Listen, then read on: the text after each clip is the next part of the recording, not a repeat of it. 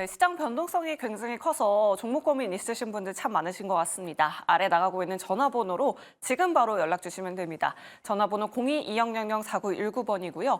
또 문자 메시지 샵 2034로 고민되시는 종목명, 매수가 비중 보내주시면 세 분의 전문가분들이 아주 냉철한 상담 도와드리도록 하겠습니다. 자, 그리고 여러분들의 계좌 포트폴리오 전반적인 상담도 도와드리고 있습니다. 네, 계좌 전체적으로 상담받고 싶으시다 하시는 분들은 아래 나가고 있는 문자 메시지 그리고 메일 주소로 계좌 포트폴리오 전체적으로 보내주시면 또 세 분의 전문가가 냉철한 상담 도와드리도록 할 테니까요. 여러분들의 많은 참여 부탁드리도록 하겠습니다. 자, 그럼 바로 첫 번째 시청자님 만나보도록 할게요. 안녕하세요. 안녕하세요. 네, 반갑습니다. 네, 오늘 어떤 종목 고민되실까요, 시청자님? Y랩 Y랩이요. 네. 매수가랑 비중 어떻게 되실까요? 1,500원에 40%요. 오, 1,500원에 40%요. 네. 오늘이나 어저께 들어가셨나요, 시청자님? 한 달 됐어요, 한 달. 아, 한 달 되셨고요. 네. 오늘 너무 기분이 좋으실 것 같아요. 네, 좀 올랐네요. 오늘 매도를 해야겠는데 팔아야 되나? 가져가야 되나? 네, 알겠습니다. 수익 실현을 해야 할지 아니면 조금 더 가져가 봐야 할지 고민되신다고 하셨습니다. 예. 자, 그렇다면 세 분 통해서 전략 짜보도록 할게요. 세 분 네. 준비되셨으면 팻말 들어주시죠.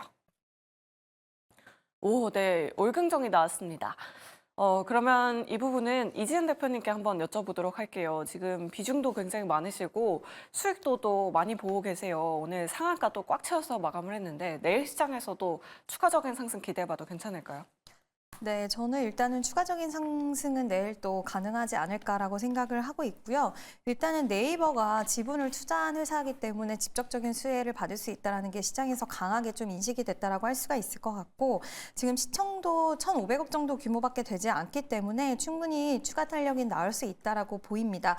네이버 같은 경우에는 지금 북미 시장뿐만 아니라 유럽이라든지 일본 쪽에서도 굉장히 좀 잘 나가고 있기 때문에 앞으로의 이런 상장까지 이어진다라고 하면 이런 상승세는 더 커질 거라고 생각이 됐고요. 그중에 Y랩 같은 경우에는 지금 이제 스튜디오를 갖고 있어서 작가도 보유하고 있고 지금 웹툰에 대한 모든 것들을 한 번에 다 처리할 수 있는 이런 시스템을 굉장히 잘 갖추고 있는 기업입니다.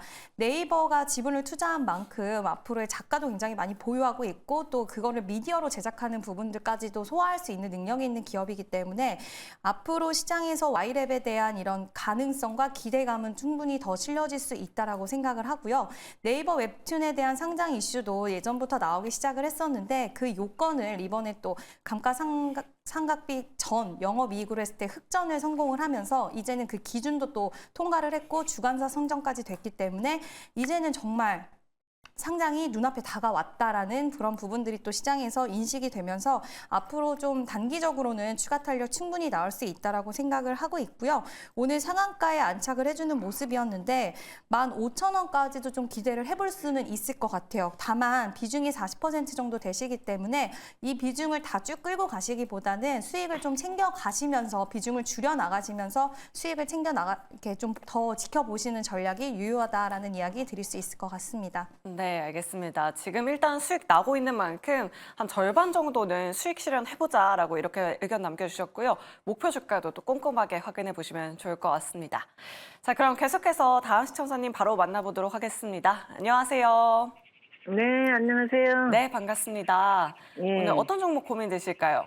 에코프로 액면 분할 된다고 그래가지고 60만 원에 100% 샀거든요. 60만 원에 100%요?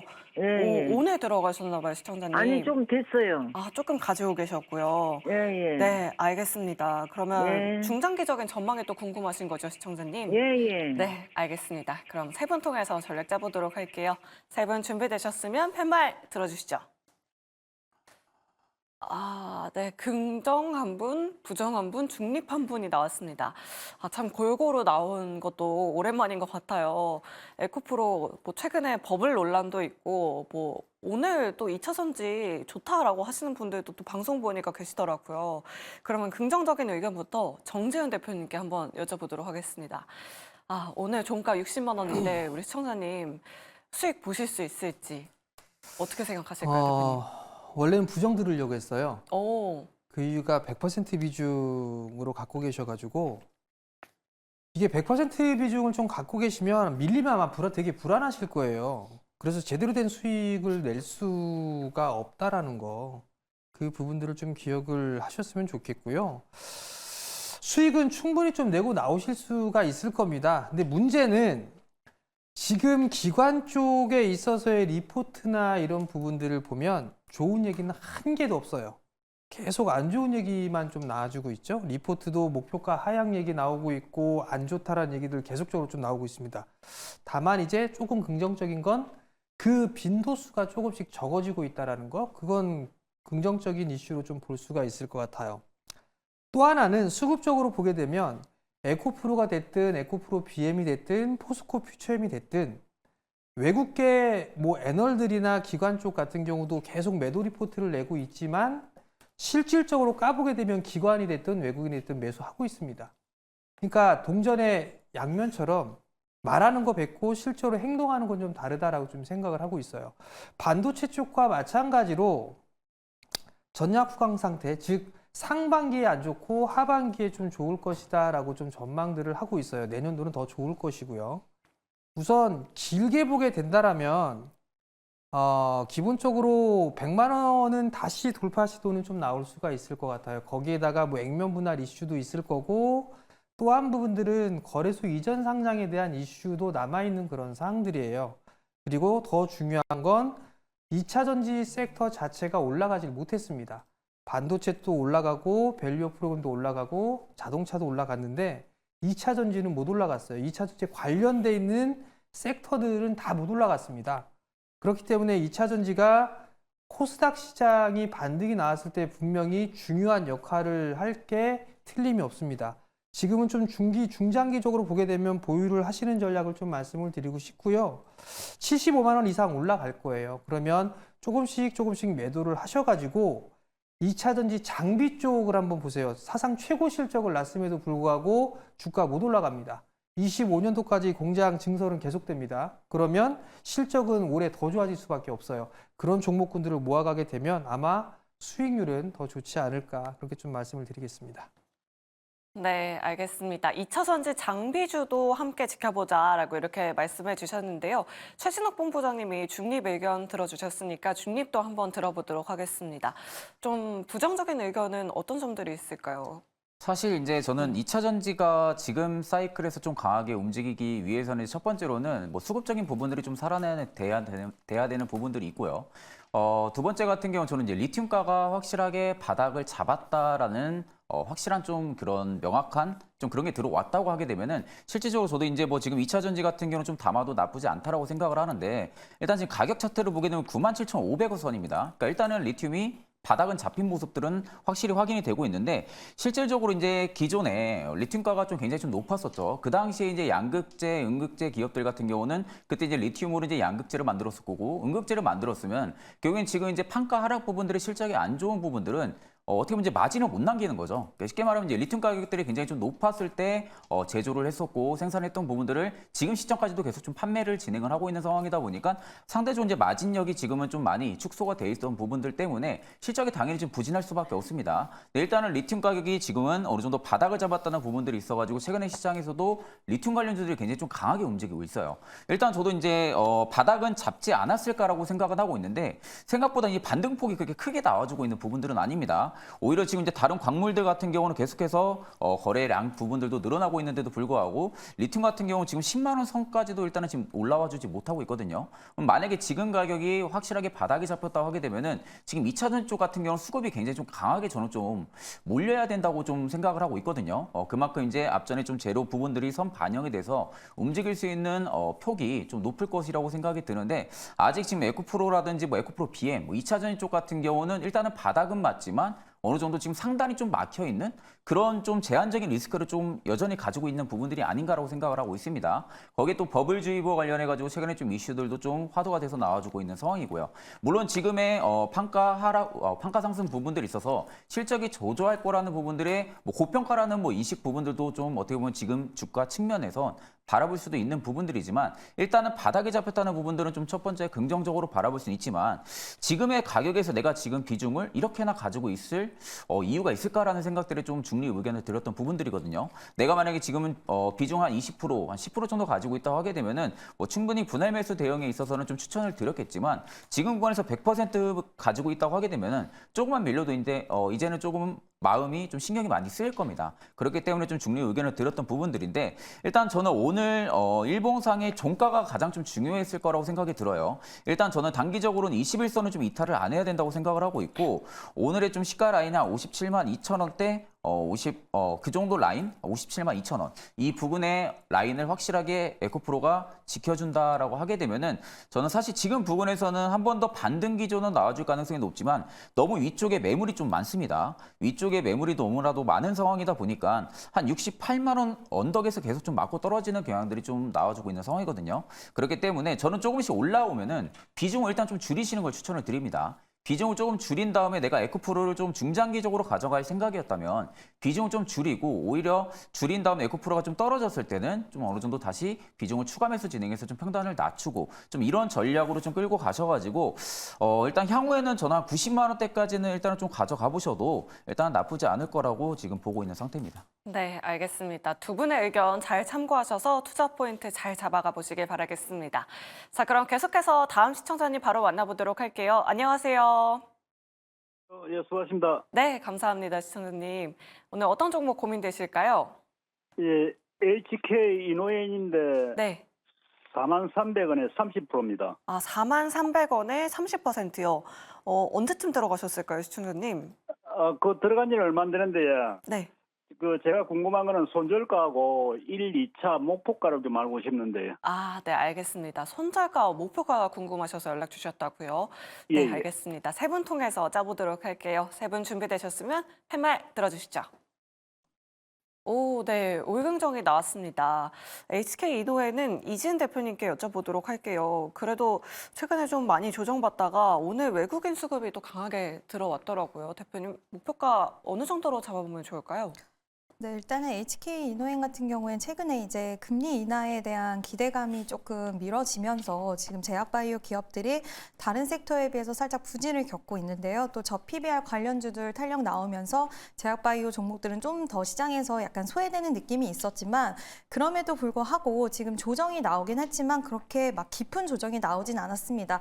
결국에는 이제 하반기 정도에는 저는 제약바이오들 다시 갈 수 있다라고 생각을 하고 있고 그 안에서 실적이 뒷받침되는 기업들은 특히나 더 강한 탄력이 나와줄 거라고 생각을 하는데 그중에 또 HK 이노엔도 한 기업이다라고 할 수가 있을 것 같은데요.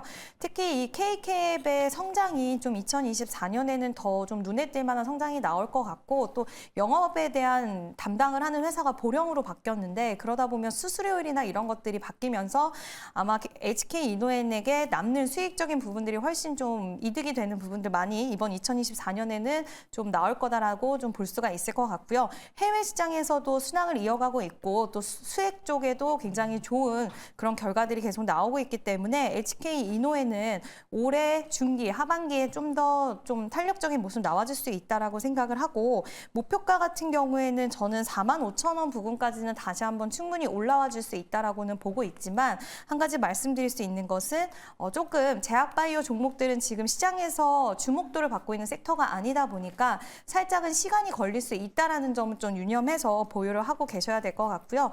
HK 이노에는 이렇게 큰 걱정 없이 보유하고 계시면 충분한 수익 거두고 나오실 수 있다라는 이야기 드리고 싶습니다.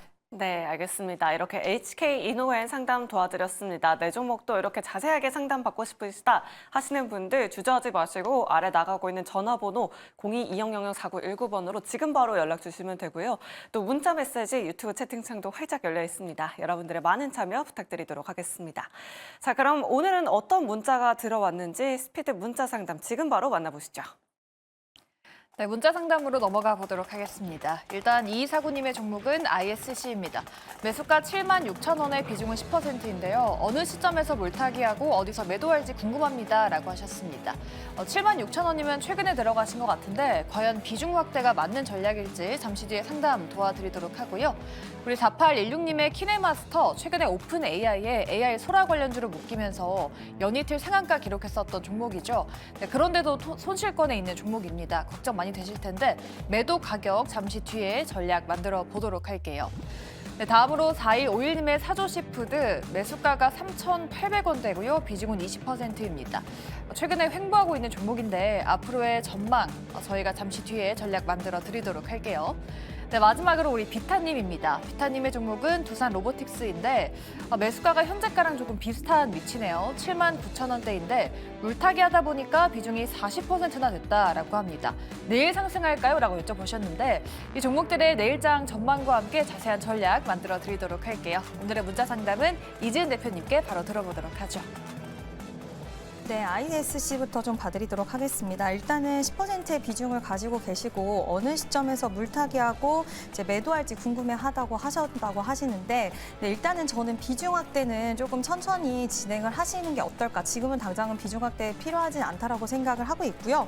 보유하고 계시면 충분히 수익권은 나올 수 있을 거예요. 그러면 탄력이 나오면 저는 한 8만 원 이상대까지 나올 수 있다라고는 보고 있는데 그때 좀 수익 챙기시는 게 좋을 것 같다라고 말씀을 드리고 싶고 제가 비중 확대에 대해서 살짝은 부정적인 의견을 드린 이유는 지금 반도체 관련해서 테스트 소켓 관련 기업인데 세계에서 좀 테스트 소켓을 또 유일하게 처음으로 또 만들어낸 회사기도 하지만 이쪽 관련해서 지금 실적이 그렇게 잘 나오고 있지는 않는 상황이에요. 그러다 보니까 지금 당장은 이 기업이 반도체 관련된 AI 반도체 종목들 탄력이 나올 때 다른 종목이 좀 더 강한 탄력이 나오고 있다. 그래서 조금은 강한 쪽의 종목으로 좀 진입을 해보시는 게 어떨까라고 생각을 해서 이 종목을 보유하고 계시는 건 괜찮지만 비중을 더 이상은 늘리시는 것보다 지금 이 가격대에서 가지고 계시면서 수익을 챙기시는 게 어떨까라는 의견을 드리고 싶습니다. 자, 그리고 두 번째는 키네마스터인데요. 키네마스터 같은 경우에는 지금 3년째 보유를 하고 계셨다고 하시는데 오늘까지 탄력이 나옴에도 불구하고 아직까지 수익권은 아니시긴 하지만 지금 소라에 대한 부분이라든지 이제 MWC가 또 개막이 되는데 아마 이번에도 화두가 CES랑 비슷하게 AI가 될 거라고 생각이 되고 있습니다. 그래서 이 모멘텀 좀 당분간에 이어질 거라고 생각이 되고요. 키네마스터 거래량 오늘 터진 걸 보면 정말 거래량이 엄청나게 많이 터진 상황인데 충분히 추가적인 탄력은 나올 수 있을 것 같아요. 다만 3년을 기다리셨고 비중이 30% 이상이시기 때문에 또 사람이 욕심이 나서 좀 더 탄력적인 모습이 나오다 보면 아 내가 여기서 이왕이면 수익을 더 크게 챙기고 싶다라는 생각이 드실 수도 있거든요. 그리고 이제 이 현상 이후에 만약에 힘이 좀 둔화가 되더라도 여기서 어느 정도는 반절이라도 정리하시는 부분들이 이거는 철저히 수급의 논리로 움직일 만한 그런 여력이 되게 큰 종목이기 때문에 제가 드리고 싶은 말씀은 기다리신 기간이 크기는 하지만 너무 아쉬우셔서 나 이걸로 더 수익 극대화해야지 계속 강하니까 이런 생각보다는 만약에 수익권이 오면은 수익을 챙기시는 쪽을 저는 추천을 드리고 싶고요. 그리고 내일까지 탄력이 나오다가 전반적으로 AI 종목들 혹시라도 조정이 들어가거나 좀 거래량이 많이 터지면서 하락이 나온다. 그러면은 비중을 절반이라도 좀 정리해 두시는 쪽을 말씀을 드리고 싶습니다. 네, 다음은 사조시푸드 봐드릴 건데요. 사조시푸드 같은 경우에는 지금 저 PBR 관련주로는 엮일 수는 있지만 시장에서의 관심을 받을 만한 재료를 가지고 있는 기업은 아니다 보니까 그 부분이 좀 아쉽다라고 할 수가 있을 것 같아요. 3,800원, 50원의 매수가기 때문에 저는 일단 비중 20% 갖고 계시거든요. 개인적으로 내가 이 회사에 대해서 뭔가 소식을 알고 있다. 이런 부분이 아닌 이상이야 저는 한 10% 정도로 비중을 줄여놓으시는 게 어떨까라는 의견을 드리고 싶고요. 저 PBR이라고 하더라도 앞으로의 성장성이라든지 주주 환원 여러 가지가 좀 뒷받침이 돼야지 그 종목이 시장에서 앞으로 장기적으로 부각을 더 강하게 받을 수 있다라고 생각을 하는데 거기서 조금 아쉬운 부분이 있기 때문에 이 종목은 한 10%의 비중만 두고 가시는 게 어떨까라는 의견을 드리고 싶습니다. 자, 다음은 두산 로보틱스 봐드릴 건데요. 두산 로보틱스 지금 비중이 40%고 79,000원의 매수가라고 하셨는데 일단은 40%의 비중은 저는 조금은 많다라고 생각을 하는데 상승 탄력은 가능할 수는 있을 것 같아요. 오늘 또 삼성전자의 사내 임원이었나요? 사회 이사에 이제 로봇 관련된 또 얘기가 나오기도 했고 그렇기 때문에 로봇 관련주들 좀 탄력 나올 수 있는 가능성은 있다라고 보는데 40%의 비중은 끌고 가는 데 있어서 살짝 이렇게 걱정되시는 부분들이 좀 발생할 수 있어서 살짝은 상승 탄력이 나와서 수익권에 도달을 하면 한 20% 정도로 좀 비중을 줄여두시는 게 어떨까라고 좀 말씀을 드리고 싶고요. 다만 두산 로보틱스는 올해 안에는 영업이익까지 이번에는 이제 매출액은 잘 나왔는데 영업이익이 아쉬웠잖아요. 아마 영업이익이 흑자가 나오지 않을까 이번 연도에는 좀 그렇게 전망되는 부분도 있고 지금 북미에서도 판매 채널이 확대가 되고 있고 글로벌 협동 로봇 시장에서도 탑5 안에 드는 기업이기 때문에 저는 충분히 더 가져가도 된다라고 생각은 하지만 비중을 40% 정도 담아주시면 기다리는 시간이 발생을 했을 때 좀 조급한 마음이 드실 수 있기 때문에 한 20% 정도의 비중으로 해서 좀 중기적으로도 끌고 가도 수익 극대화하실 수 있는 기업이 아닐까라는 의견을 드리고 싶습니다. 네, 이렇게 두산 로보틱스까지 상담 도와드렸습니다. 우리 시청자님 잘 참고해 보시면 좋을 것 같습니다. 자, 그럼 계속해서 다음 시청자님 바로 만나보도록 하겠습니다. 안녕하세요. 예, 안녕하세요. 네, 반갑습니다. 네. 네, 어떤 종목 고민되실까요, 시청자님? 제주 반도체요. 네. 28,400원에 40%요. 28,000원대에 들어가셨으면 아주 살짝 수익 중이시네요, 시청자님. 예, 예. 네, 어떤 부분이 고민되실까요? 이거 언제쯤에 매매를 해야 될지. 네. 그래서 언제? 그게 걱정돼서 궁금해서 전화해봤어요. 네, 알겠습니다. 그러면 세 분 통해서 전략 챙겨보도록 할게요. 세 분 준비되셨으면 팻말 들어주시죠. 네, 부정 한 분과 긍정 두 분이 나왔습니다. 저는 사실 올긍정을 좀 개인적으로 기대하긴 했는데 정재은 대표님께 일단 부정 의견 먼저 들어보도록 할게요. 제주 반도체 그동안에 뭐 너무 많이 올랐었나요? 왜 부정을 들어주신 거죠? 예, 너무 많이 올랐던 부분들이 첫 번째 요인이고요. 네. 두 번째는 아마 이게 2월 초 정도 때 아마 상담을 이 프로그램을 통해서 해드렸을 거예요. 그때 당시에도 좀 부정 의견을 좀 드렸었는데 32,000원 위에서 좀 매도 의견을 좀 드렸었어요. 근데 지금은 또 바꿀 수는 없는 그런 상황들이고 여전히 생각에 있어서는 변함이 없다라는 점을 좀 말씀을 드리고 싶고 변동성이 좀 커질 수 있습니다. 향후에. 근데 지금 전화를 주신 어머님 같은 경우는 대응을 잘 못하실 것 같아요. 고점에 좀 매수를 하셨고 그러면 지금은 수익 구간이기 때문에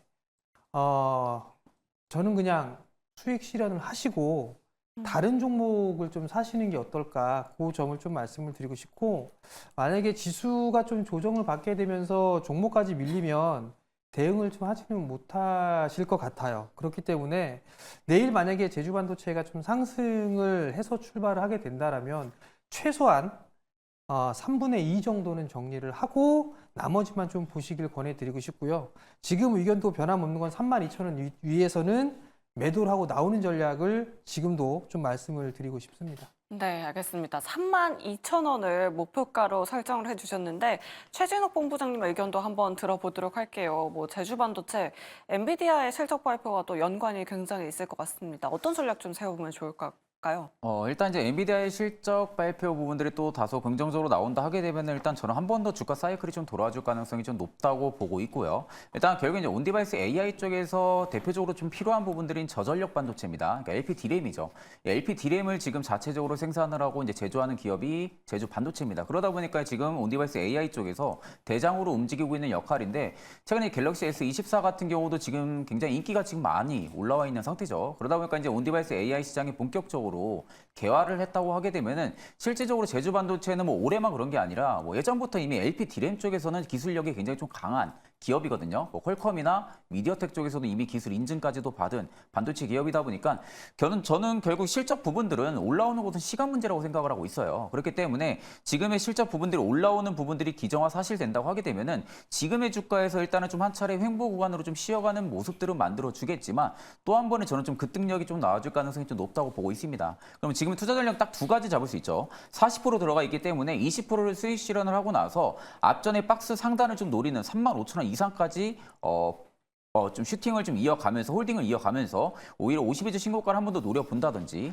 아니면 지금 40% 물량 비중을 그대로 좀 유지를 하시면서 하단 같은 경우는 좀 손절까지 감안을 한다고 하게 되면 24,000원대를 좀 손절 라인으로 잡고요. 52주 신고가 라인까지 일단은 좀 노려보시는 이 두 가지 전략으로 일단은 지금은 좀 대응을 하시는 게 맞다고 보고 있는데 지금은 좀 당장 수익금이 조금 더 급하다 하시면은 저는 20% 정도만 매도를 진행하시고 나머지 20%는 그대로 좀 홀딩을 이어가시면은 분명히 좀 저는 좋은 결과가 나올 거라고 보고 있는 상태입니다. 상태입니다. 네, 알겠습니다. 두 가지 전략을 또 짜주셨으니까요. 우리 시청자님 잘 참고해 보시면 좋을 것 같습니다. 자, 그럼 계속해서 다음 시청자님 바로 만나보도록 할게요. 안녕하세요. 네, 안녕하세요. 네, 반갑습니다. 네, 오늘 어떤 안녕하세요. 종목 고민되실까요? 이게 영어라서 KHN KCP. NHN KCP요. NHN KCP. 네. 매수가랑 비중은 어떻게 되실까요? 14,300원에 15%요. 혹시 오늘 들어가셨을까요, 시청자님? 네네, 오늘. 오늘 들어가셨군요. 들어갔어요. 네, 네. 알겠습니다. 오늘 그래도 장 초반에는 또 강하게 상승했는데, 네. 윗꼬리를 길게 달아서 참 걱정되실 것 같은데. 네, 단타로 들어갔다가 내려가지고. 네, 알겠습니다. 그럼 바로 이지은 대표님께 한번 여쭤보도록 할게요. 오늘 이 NHN KCP 윗꼬리를 정말 길게 달았어요. 알리 관련해서 레포트가 좀 긍정적으로 나왔는데 좀 거래량이 확 빠져버렸습니다. 어떻게 대응하면 좋을까요?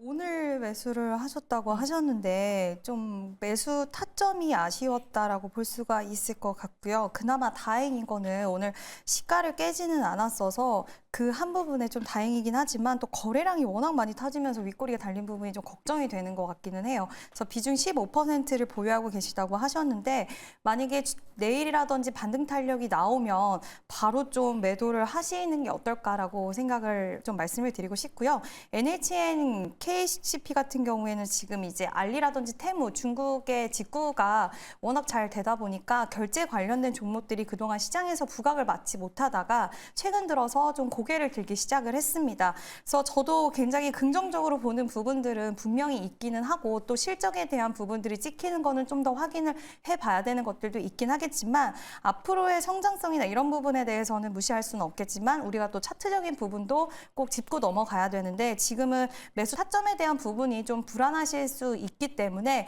일단 15%의 비중이 수익권에 들어서면은 저는 비중을 10%라도 챙겨두시고 나는 결제 쪽이라든지 이쪽을 앞으로 향한 방향성에 대해서 좀 진짜 믿음이 있고 좀 실적이 더 좋아질 수 있더라는 이런 섹터에 대해서 장기적으로 좀 더 본다라고 하시면 한 5% 정도의 비중은 남겨두시고 보실 수 있겠지만 지금 자리적으로 봤을 때는 단기 고점이기 때문에 대응에 대해서 좀 중요하신 것 같아요. 그래서 탄력 나오면 꼭 비중을 줄여서 수익을 확보해 놓으시는 부분을 말씀을 드리고 싶습니다. 네, 알겠습니다. 지금 시간의 거래에서도 1% 넘게 하락세 보여주고 있는데 단기 반등이 나오면 비중을 확 줄여보자라고 이렇게 의견 남겨주셨습니다.